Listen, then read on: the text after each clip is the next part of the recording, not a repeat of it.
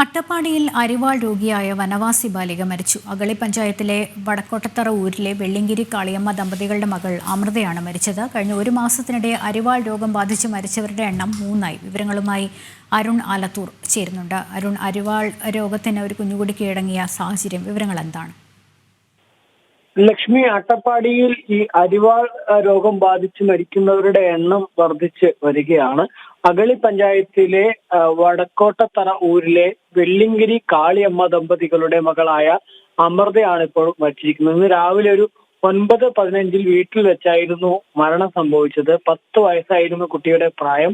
അരിവാൾ രോഗം തടയുന്നതിന് വേണ്ടിയുള്ള നടപടികൾ പുരോഗമിക്കുന്നുണ്ട് എന്നൊക്കെ അധികൃതർ പറയുമ്പോഴും അട്ടപ്പാടിയിൽ രോഗം ബാധിച്ച് മരിക്കുന്നവരുടെ എണ്ണം അങ്ങനെ കൂടി വരികയാണ്. കഴിഞ്ഞ ഒരു മാസത്തിനിടെ അരിവാൾ രോഗം ബാധിച്ച് മരിച്ചവരുടെ എണ്ണം 3ആയി മാറിയിരിക്കുകയാണ്. കഴിഞ്ഞ മെയ് 31-ന് 2 പേർ അരിവാൾ രോഗം ബാധിച്ച് മരിച്ചിരുന്നു. അഗളി LP സ്കൂളിലെ 4ാം ക്ലാസ് വിദ്യാർത്ഥിനിയാണ് ഈ മരിച്ച അമൃത എന്ന കുട്ടി. മാത്രമല്ല, കഴിഞ്ഞ വർഷം പുറത്തിറങ്ങിയ ശിവകാമി എന്ന ഷോർട്ട് ഫിലിമിൽ പ്രധാന വേഷം ചെയ്ത കുട്ടി കൂടിയാണ് ഈ അമൃത. എന്തായാലും ഈ അരിവാൾ രോഗം ഇങ്ങനെ അട്ടപ്പാടിയിൽ നമുക്കറിയാം ഈ വലിയ രീതിയിൽ ആളുകളുടെ ജീവൻ എടുക്കുന്ന ഒരു സാഹചര്യം കാലങ്ങളായി നിലനിൽക്കുന്നു.